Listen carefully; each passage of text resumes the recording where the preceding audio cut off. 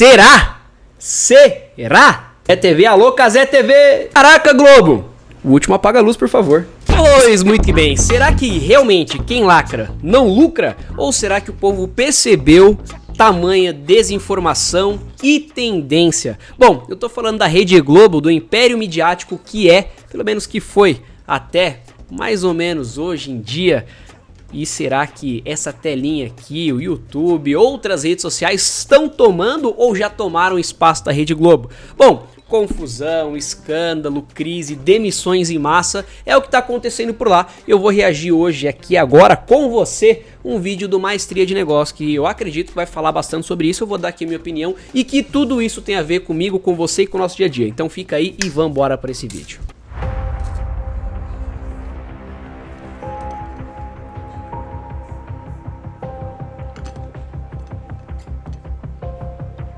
Ô louco, bicho, ô louco meu. Uns a amam, outros a odeiam, mas ninguém pode negar a influência que a Rede Globo de televisão exerceu sobre todo o Brasil nas últimas décadas. Isso é uma verdade. Especialmente da década de 70 pra frente. Ela domina a mídia brasileira há décadas, com um monopólio midiático que influencia o país todo. Porém, agora ela está tendo que lidar com múltiplas crises internas, perda de prestígio, projetos fracassados e demissões em massa. Será que estamos diante do fim do império da Globo? Será? Será? Na real, acho que não. Mas vamos entender aqui. O Grupo Globo é um império midiático sem exagero algum. E veja bem, eu nem falo isso num tom de elogio, mas apenas de constatação da realidade. Ela fez novelas que marcaram gerações e que permanecem no imaginário popular anos após terem sido transmitidas originalmente. Ela transmitiu os principais esportes que o brasileiro ama. Futebol sempre foi na Globo, numa forma até perturbadora de sempre era, o SBT já vem rasgando aí, Cazé TV, alô Cazé TV! monopólio. Se você não gostava da Globo nem de seus narradores... Cara, é inimaginável não ver Faustão. Faustão também tá passando por vários problemas, né? Inclusive a gente pode fazer um vídeo sobre Faustão, se você quiser que eu faça, de todas as polêmicas que tá rolando com os transplantes de órgão que ele fez, deixe seu comentário aqui. Mas Faustão estava bem, saiu. Pô, Domingão do Faustão, o cara teve por décadas um programa com o nome dele, marcou gerações, né?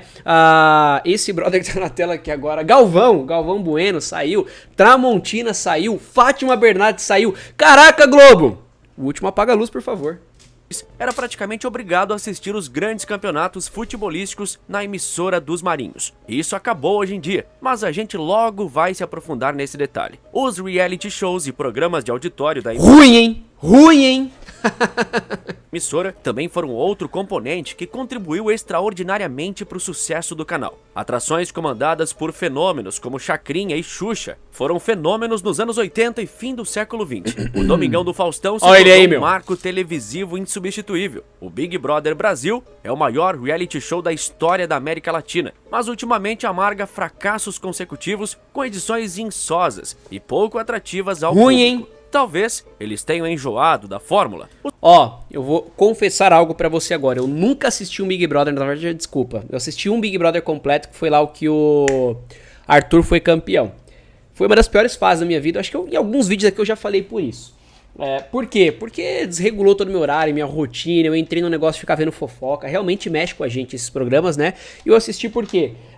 Porque, sabe aquele negócio? Eu trabalho com pessoas, eu trabalho com marketing, então você tem que estar atualizado sobre o que está acontecendo e ver. Cara, pra mim esse papo não rola, até porque a gente fica sabendo sem assistir, que é o que eu, né, vejo hoje no Instagram e tal, e fico vendo todas as polêmicas e vendo de fora é pior ainda. Mas esse aqui eu tentei assistir, no começo eu tentei e falei, minha noiva, eu falei, amor, vamos tentar ver. Cara, não dá, é chato, é cansativo.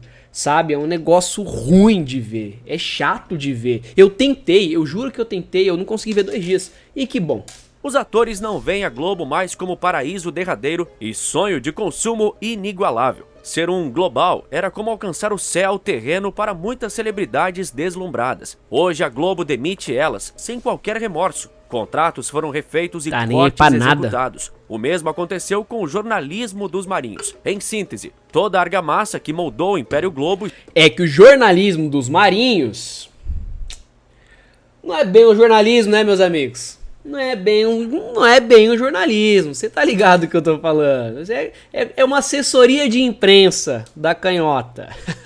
Está ruindo, um castelo de cartas desmoronando. O que melhor evidencia isso é justamente as demissões em massa, muitas vezes de nomes consagrados. Não importa se o ator estrelou múltiplas novelas de sucesso, a Globo o cortará sem piedade. O financeiro vem antes de tudo, o que levou a empresa a fazer uma verdadeira limpa na sua folha salarial. Após 2020, a realidade bateu a porta do canal.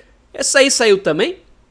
A crise oriunda da crise sanitária causou consequências óbvias, fazendo a Globo se dar conta que havia se tornado uma companhia inchada e ineficiente. O elenco de atores era composto basicamente pelas mesmas pessoas há 20 anos. Na época em que as gravações estavam paralisadas, lá em 2020, isso ficou evidente. Várias reprises eram exibidas e os mesmos atores estavam em diversas delas. Nesse cenário, a Globo promoveu uma caça às bruxas em seu departamento de recursos humanos. Num curto intervalo de tempo, ela demitiu dezenas de funcionários de médio e alto escalão.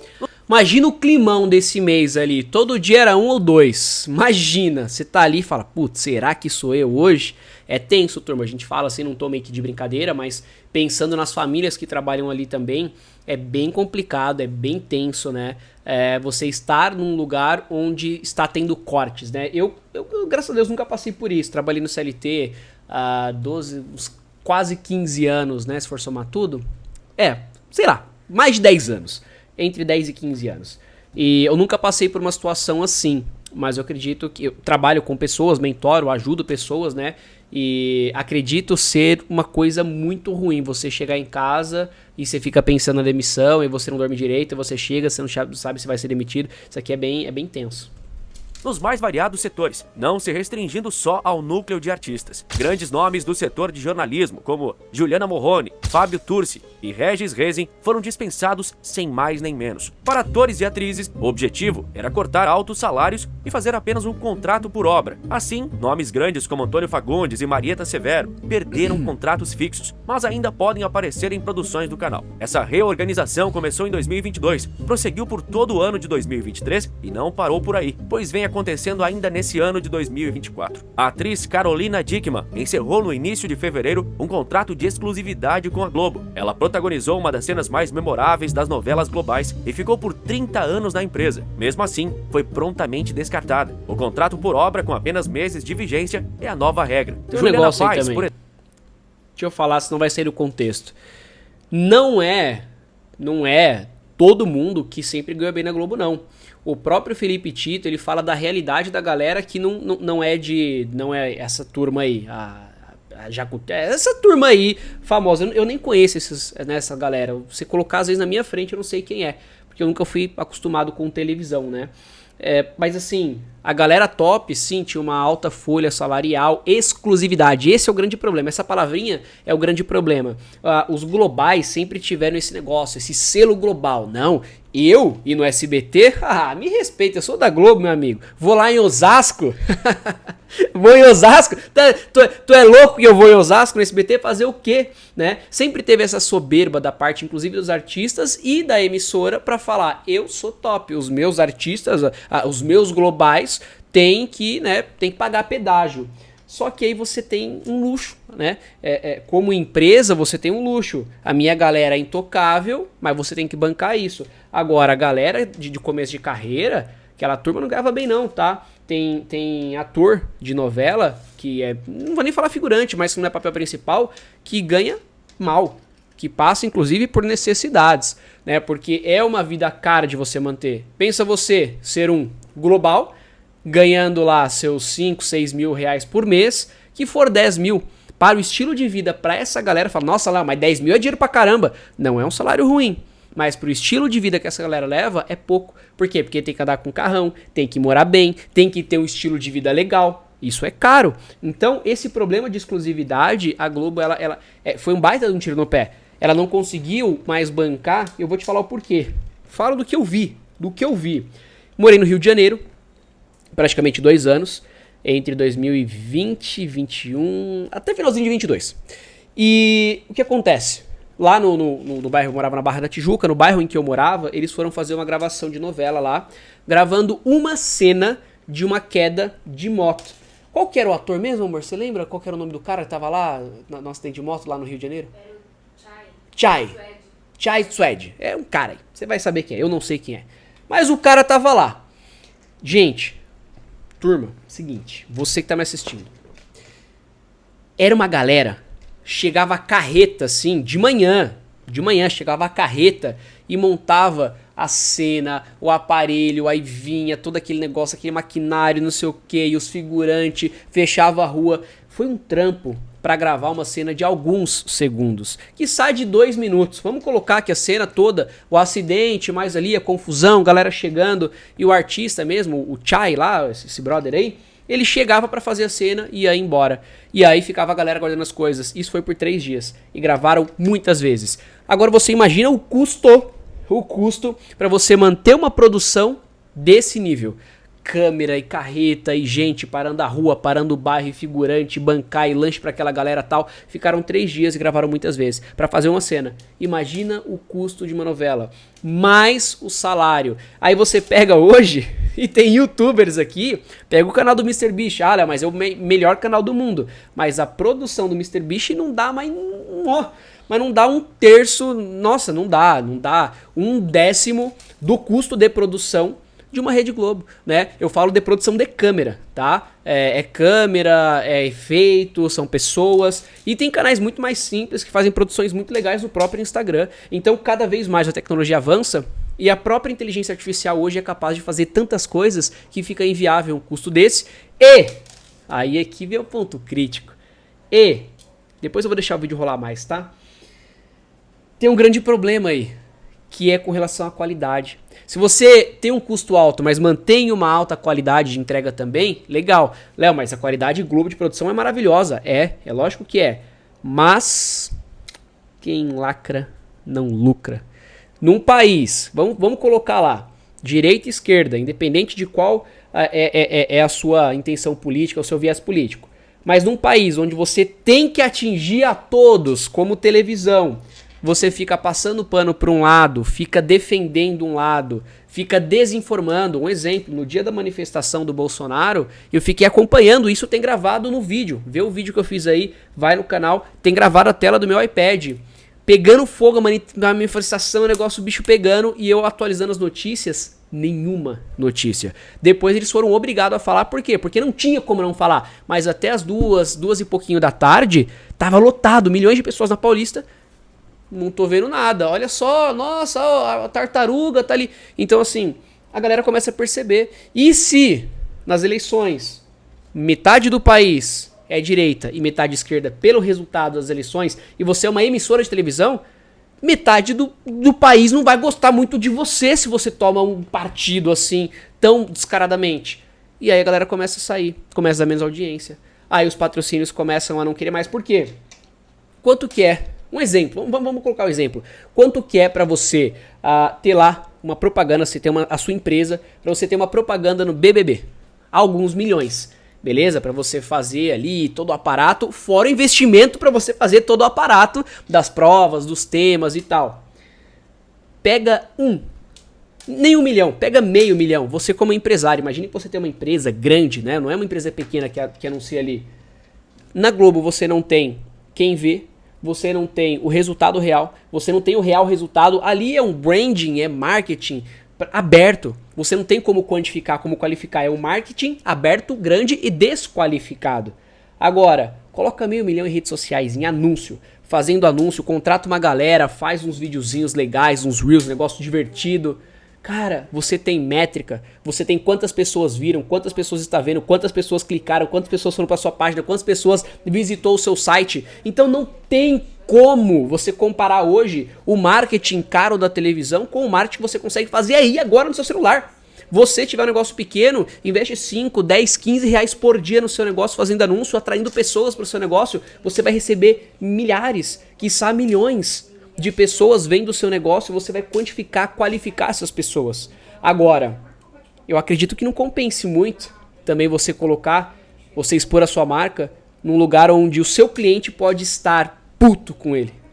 Então comece a entender, vamos ver esse vídeo, eu vou ter menos interrupções agora, mas comece a entender o que está acontecendo lá dentro, o porquê que está acontecendo. Não é só a nova telinha, não é só o YouTube, não são somente as novas redes sociais, mas é também o que tá acontecendo lá.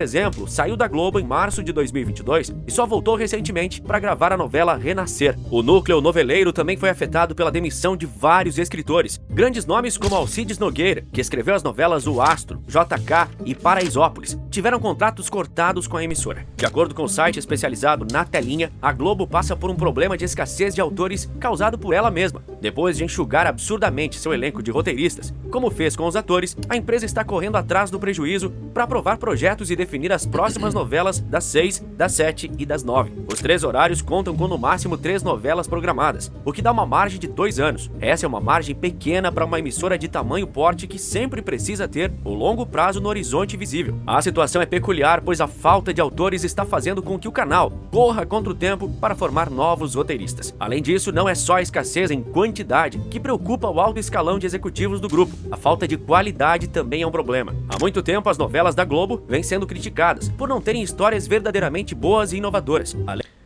Uma interrupção rápida aqui, mas também as novelas da Globo, novelas, né? Vamos colocar da Globo aqui. É sempre a mesma história, velho. Só muda o cenário. Até os atores são os mesmos, né? Eram, pelo menos, antes das emissões. Mas é sempre a mesma história. É um rico que é ruim, é um coitadinho que vira rico, que depois não sei o que, a intriga. E lacração perde lucro.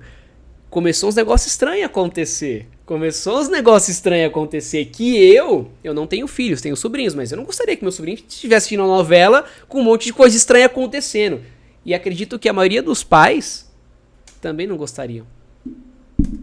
Além de não se conectarem com o público, a direção da Rede Globo parece perdida. Um grande exemplo de sua gloriosa queda é o programa Fantástico, há 50 anos no ar. Já foi referência de jornalismo e entretenimento para as noites de domingo do povo brasileiro. Mas nem mesmo um programa consagrado como esse teve escapatória. Ele tem acumulado recordes de piores audiências de sua história desde o ano passado, tendo um de seus quadros. Mas por quê? Eu tento não parar, mas não dá. Não dá. Vamos lá, eu vou falar rápido aqui. Por quê? Pelo mesmo motivo. Porque só faz matéria tendenciosa. E eu não tô falando de política aqui, eu tô falando o que é. Só faz matéria tendenciosa, esconde o que é. Um jornalismo, uma matéria é pra mostrar o que é, o fato. Aconteceu, ó, aqui tem um fone, eu abri o fone, ó. Ah, abri a capinha do fone. Legal, aconteceu. Agora, como a Globo fala, relativamente foi aberto e tal, mas olha, tá aberto, mas parcialmente fechada, se interessar eles. Então, assim, é muita narrativa, é muito falta com a verdade, e a galera não é boba. O show da vida sendo ironizado e chamado de show da morte, por apelarem para notícias chocantes de crimes e violência para manter a audiência. Bom, a estratégia não funcionou como queriam e a emissora amargou mais um fracasso. É um caso peculiar, mas mais do que isso, é um exemplo cristalino que mostra como a Globo não sabe o que fazer para corrigir os próprios erros e tropeços. Com pouca inovação e queda de qualidade, o canal precisa recorrer à produção de remakes de sucesso, para resgatar o sentimento de nostalgia dos noveleiros do Brasil. Depois do sucesso do remake de Pantanal, ela já anunciou que vai produzir outros como Vale Tudo e Irmãos Coragem. A Globo está tão sem rumo que pode até mesmo ter que vender um de seus grandes itens, os Estúdios Globo, popularmente conhecido como Projac. Aí porque o negócio tá ruim. O Projac foi inaugurado em 1995 e é oficialmente conhecido como Estúdios Globo desde 2016, sendo o principal centro de produção do canal. Ele também é considerado o maior complexo de produção televisiva da América Latina e um dos maiores do mundo, ocupando uma área de cerca de 400 mil metros quadrados. Por lá, existem estúdios, oficinas, depósitos, cenários externos e uma vasta infraestrutura de suporte. É um dos maiores símbolos do maciço investimento que a Globo fez nas últimas décadas. Um complexo gigantesco, um investimento de ordem bilionária se formos computar um longo período de tempo. Mas os dias de glória do Projac já passaram há muito tempo. O estúdio, que uma vez foi motivo de orgulho para a emissora, hoje não traz muita coisa além de gastos desnecessários. De acordo com o renomado jornalista Ricardo Feltrin, a recente crise econômica brasileira, que ocasionou cortes de gastos na emissora, podem fazê-la vender o Projac. Isso seria feito como uma motivação de bancar os prejuízos que o grupo vem sofrendo desde a estreia do Globoplay. Inclusive, daqui a pouco chegaremos nesse prejuízo disfarçado de sucesso. 2 grupos de investimento estrangeiros. Esse cara sabe do que tá falando, tá? Esse cara aqui, ó, maestria dos negócios. Parabéns, cara. Que vídeo sensacional. Esse cara sabe do que tá falando, viu? Já demonstraram interesse na compra da área, mas a Globo vem resistindo a princípio. Porém, como diz o velho ditado, nunca diga nunca. O motivo do interesse e da recusa, segundo Justin Bieber, never say never. do Ricardo Feltrin é que os investidores querem ocupar a área e construir lá dezenas de condomínios de alto padrão. A emissora não aceita isso. O interesse é vender, mas não desocupar. Isso mesmo que você ouviu. E esse não é um modus operandi incomum da Rede Globo. Ela já vendeu sua sede em São Paulo, mas continua usando ao pagar aluguel e pretende fazer isso por pelo menos mais 10 anos. A Globo pode se desfazer do Projac, mas não quer deixar o Projac. Ele é muito grande e custoso, o que pode torná-lo um pouco deslocado num período onde a empresa busca uma maior eficiência com menores gastos. Esse é o tal projeto Uma Só Globo, destinado a desinchar a estrutura da emissora líder do país, não só em audiência, mas também em gastos. Ela almejava incrementar sua produção audiovisual, com menos complexos de produção ineficientes, uma tática que grandes empresas como a Netflix já seguem, por isso acumulam cancelamentos de qualquer série que desempenhe pior do que o esperado. Essa busca da Globo por menores gastos podem perfeitamente ser considerados consequências dos grandes investimentos sem bons retornos de pouco tempo atrás. Aqui estou falando especificamente do Globoplay. Já sabemos que no mercado o Globoplay é um dos grandes fracassos do Grupo Globo. Ele vem crescendo? Sim. A Globo diz que tem milhões de assinantes? Também sim. Mas tudo isso é fruto de uma boa maquiagem, usando verdades descontextualizadas para pintar um quadro bonito da situação atual de seu streaming. Antes de mais nada, vamos ao suposto crescimento. Em 2020, a Globo afirmou que o Globoplay havia registrado um crescimento colossal. Segundo ela, a plataforma obteve um aumento de 145% no número de assinantes em relação ao ano anterior. Em 2021, o crescimento continuou. Em 2022 também. Fantástico, não é? Qualquer empresa invejaria um crescimento tão consistente, especialmente em momentos que vimos plataformas de streaming gigantes que sofrem com perdas de assinantes. Em todos os últimos anos, a Globo registrou um crescimento no número de inscritos ativos. Os números liberados eram, ou pelo menos pareciam, ótimos. Até as afirmações dos próprios executivos da gigante de mídia davam a entender que a situação era como um paraíso midiático. Mas, de acordo com o Ricardo Feltrin, a situação do Globoplay não é nem de perto tão boa quanto a empresa diz ser. De acordo com ele, com base em fontes internas, o prejuízo causado pelo Globoplay à empresa matriz seria da ordem de 11 bilhões a quase 17 bilhões de reais. O prejuízo mensal pode estar chegando a 400 milhões de reais. O Globoplay é um ralo de dinheiro. Tem um problemaço nessa história toda aí, já eu falo.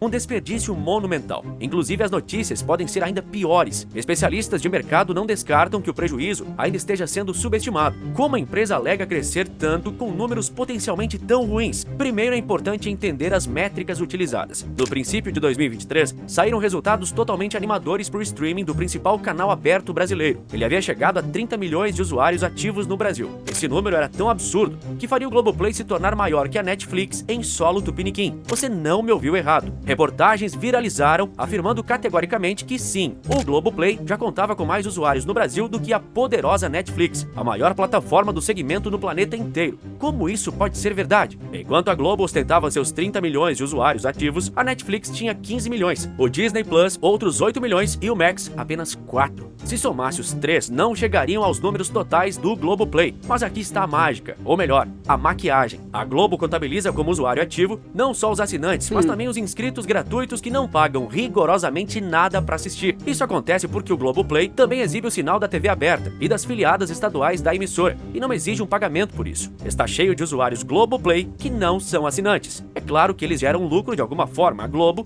pois estão assistindo os anúncios comerciais. Mas isso nem se compara a ser de fato um assinante, contribuindo religiosamente todo mês para a máquina midiática da companhia. O inscrito não pagante e o inscrito pagante são dois públicos-alvos totalmente diferentes. Aí você paga pra manter a pose, né? Você paga pra manter a pose, ou seja, você tem um restaurante, você quer manter ele cheio pra ficar bonito na foto. Aí você fala, ó, faz o seguinte, vem aí, come de graça, tem uns pratinhos aqui, come esse pratinho de graça e a galera que tá pagando vai compensar. Só que a conta não fecha, né?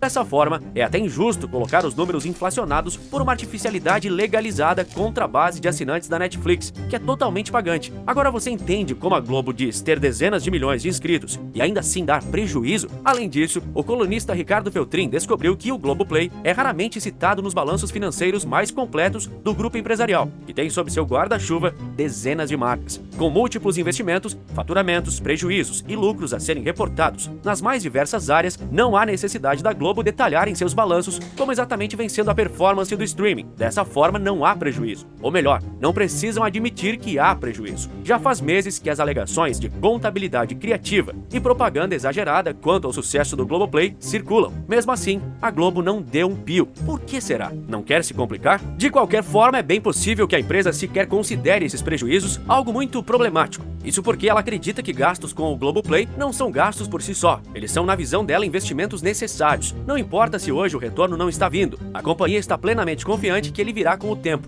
O que está por trás desse pensamento é o fato da própria Netflix ter demorado a lucrar. Fundada em 1997, a gigante do streaming só veio dar lucro em 2006. A Amazon, apesar de estar num ramo muito maior, também demorou bastante para dar retorno positivo. Jeff Bezos sacrificou por anos os lucros de sua grande empresa, confiante que assim ela dominaria o mercado e então os lucros viriam no devido tempo e de forma estratosférica. Mas a Globo não vai dominar o mercado de streaming. Todos sabem disso. Existem muitos concorrentes para ela fazer isso. Um domínio já deveria estar muito avançado para ser posto em prática. Não é o caso da Globo, nem será. Mesmo com seus 30 milhões de usuários, ela ainda perde para a Netflix na audiência prática. Inclusive, nos últimos anos, a Globo tem alardeado Big Brother Brasil. Falar um pouco disso aqui rapidinho, vamos lá. O que acontece aqui é o seguinte: a galera que assina Netflix, você, assinante Netflix, você vai no Netflix e assiste uma série, um filme. A Globoplay também tem, Léo, filme, série, tem também. Mas a Globoplay ela é vista muito como algo genérico. A Netflix, vamos ver um filme? É Netflix. Ou Amazon, né? Você já tem isso na sua cabeça. Agora, Globo. Globo é novela. Globo é coisa... é genérico, não tem um foco, não é objetivo, não é esse o propósito do Globoplay.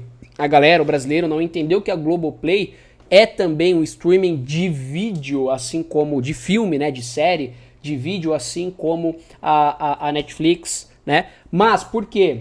Porque as propagandas da Globo com relação ao Globoplay sempre foram, agora mudou inclusive, mas sempre foram, terminou um programa na Globo, assista aqui no Globoplay. Então eles acostumaram a grande audiência a falar assim, você assiste a Globo no Globoplay e não filmes e séries. Aí começaram a mudar essas propagandas e tal, mas já tá na cabeça, já tá no consciente coletivo. Então a galera não vai querer assistir a Globoplay a Netflix, ou seja, ao invés da Netflix, da Amazon, por exemplo, né, que é o Prime Video.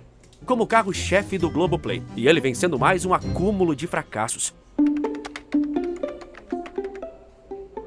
Em 2020, durante o auge do isolamento social, o Big Brother Brasil bateu recordes consecutivos de audiência. Praticamente toda a população estava em casa, confinadas, sem qualquer interação social, para além de seus familiares mais próximos e de relações digitais. Naturalmente, o tédio surge em situações assim, onde seus dias são repetitivos. Pode ter sido por isso que o BBB fez tanto sucesso com as edições de 2020 e de 2021. Falta de opção. Eu digo isso porque as edições seguintes, de 2022 e de 2023, foram um fracasso monumental. As audiências até se sustentaram por um tempo, surfando no hype das primeiras semanas. Mas à medida que o programa de 3 meses de duração se desenrolava, o Ibope desmoronava. As interações virtuais, ponto forte do BBB atual, também deram um tom de como o público detestou as edições mais recentes do reality show. O BBB 23 foi taxado como uma das piores edições em termos de números negativos para a emissora. Para efeito de comparação, a final do programa, que para variar consagrou alguém irrelevante como campeão e milionário, teve 76 milhões de votos. Em 2021, foram mais de 600 milhões de votos. Mas não foi só isso. Os números brutos de audiência destacam o fiasco. De acordo com o Ibope, o reality show de 2023 marcou 19 pontos de média em seu último dia. O número foi o menor da história do programa. A atual edição, o Big Brother Brasil 24, também vem oscilando. Ela estreou com o pior Ibope de primeiro dia da história do reality show. Dados consolidados mostram que no intervalo de 2 semanas, a contar da estreia, o programa perdeu mais de 10% de audiência. Caraca, alguns desses dias coisa. Foram registrados como o pior da história do controverso. É muita coisa para uma galera que teoricamente é um público já fidelizado. Já não assistir já é ruim. Assistiu, perdeu 10% na primeira semana, é mais ruim, é péssimo, é bem ruim, né? Porque é um público que teoricamente seria um público fidelizado. Ou seja, a mensagem é, cara, tá chato. Pô, não tenho mais tanto tempo. Pô, não posso ficar dormindo tarde pra assistir isso daí. Eu trabalho amanhã, sabe? programa. O desempenho ruim é um péssimo sinal para Boninho, um dos mais importantes diretores da Globo. O executivo tem empilhado fracassos recentemente, com os cancelamentos de The Voice Brasil e Pipoca da Ivete. Sendo assim, ele está se esforçando absurdamente para evitar que o BBB 24 também entre para a pilha de resultados problemáticos que ele tem entregue à cúpula da Globo. Os fracassos repercutem muito mais que o sucesso, mas talvez a culpa não seja somente dele. Talvez seja só mesmo o fim de um formato batido de entretenimento barato e vulgar, onde a idiotice é premiada e a mesquinhez reverenciada. Mas a Globo parece não perceber isso. Sem analisar e entender suas falhas, ele... Carnaval também foi o pior de todos os tempos, salvo engano, esse ano. Tem uma outra coisa também importante em falar aqui. O que acontece sobre, ainda falando sobre patrocínio, sobre anúncios, né? Veja uma coisa. A Globo tem Ibope grande? Tem. Por quê? Porque tá no consciente coletivo do brasileiro deixar a Globo rolando. Só que uma coisa é ter audiência, outra coisa é ter a atenção, que é a moeda mais cara hoje. Você não tem paciência de ver hoje um vídeo de 30 segundos, às vezes, se estiver chato. Você viu, 3 segundos te pegou, você já tá aqui, ó. Só que, qual é o grande problema aqui? Que também é uma inflação de números, mas não traz resultado. Vai no centro da sua cidade, vai nos restaurantes, dá uma observada. A maioria dos lugares está ligado na Globo. De repente, na sua casa, você deixa a Globo rolando. No salão de cabeleireiro, na manicure, em todos os lugares tem a Globo rolando. É o meu que tá tocando, amor? Em todos os lugares, tocou o telefone aqui, tem a Globo rolando. Só que não tem atenção. Tem a audiência, mas não tem atenção. Não tem ninguém prestando atenção naquilo. Tá só vendo ali e tal. E aí, você fala assim, olha só, tem uma audiência de tanto, vamos colocar, de 100, beleza? Mas que realmente está assistindo, conectado, que tá ali, cara, não chega a 20 numa escala, né? Pra gente ter uma ideia. Então, como é que eu vou falar para um patrocinador, como é que eu vou falar para alguém que quer anunciar que aquilo é efetivo? E aí, é caro, não traz resultado.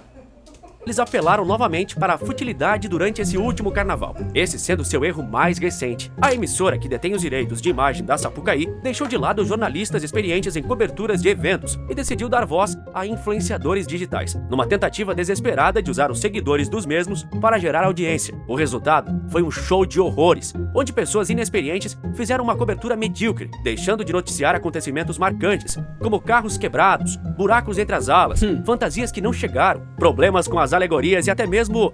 Outro erro. Você gosta de assistir o seu influenciador pela mídia dele. Não na Globo, não na tradicional. É diferente. Pequenos acidentes que quase chegam a causar vítimas no sambódromo. E veja bem, nessa situação, os tais influencers não têm culpa da péssima decisão da empresa. Afinal, foi a diretoria da Globo que resolveu abrir mão de profissionais estudados e experientes para tentar comprar audiência com seguidores. Isso só evidencia cada vez mais o desespero e a futilidade da emissora. O povo brasileiro não tem muito mais paciência para ver pessoas se rebaixando moralmente em 3 meses de confinamento, nem a cobertura de eventos porcamente feitas. É verdade que ainda existem muitas pessoas que perdem tempo vendo isso? Sim, é verdade. Mas eu prefiro acreditar que pessoas como você, que buscam conteúdos de qualidade, não dão mais bola para produções falhas assim. Não tem o que agregar na sua vida e a Globo sabe disso. O público está mais crítico, consciente e esperto. E com muito mais opções. Massa de manobra para manipular. O império da Globo pode desmoronar. Se Roma caiu, por que a Globo não pode cair também? As fraquezas foram expostas e isso é inegável. Meus 10 centavos finais aqui. E falando sobre o que eu falei no começo. Porque eu acredito que não.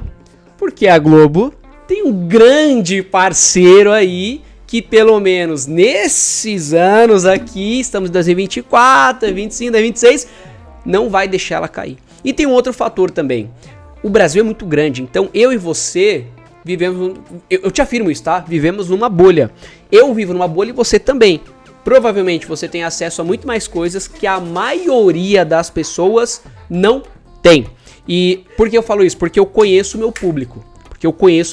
Então eu sei quem me assiste. Você tem acesso ao celular, você tem acesso à internet, você tem acesso a uma condição de vida muito melhor do que a grande maioria dos brasileiros. Infelizmente. Porque, infelizmente, Léo, não é por você, é pela galera. O brasileiro ganha pouco, o brasileiro não tem acesso a uma instrução. Você chega a... Você vive hoje numa metrópole, numa capital, você chega a 30 minutos da sua capital, você já tá num lugar meio pacato. Vai a 100, vai a 200, vai pro interiorzão, sabe? Vai pro Nordeste, vai pro Norte pra você ver. Então essa galera ainda tem a cultura da Globo. Só que essa galera também não compra, então a conta continua não fechando. Só que não tem como você perder o que a gente tem que falar. É um patrimônio cultural, midiático do país. E também é interessante para massa de manobra, é interessante para você manter poder. E onde tem poder, onde tem político, onde rola dinheiro, existe muito interesse por trás aí. Então, não, eu não acredito que a Globo ela vai fechar as portas, mas ela vai cada vez mais cada vez não, já começou. E cada vez mais ela vai perdendo prestígio, vai perdendo voz, vai perdendo influência. E aí a gente vai ver as cenas dos próximos capítulos. Gostou desse vídeo? Deixa o like, manda pro seu amigo, se inscreva no canal. Eu quero saber a sua opinião sobre tudo isso que nós falamos. É só a minha opinião, eu quero saber a sua. Tamo junto, até o próximo vídeo. Valeu!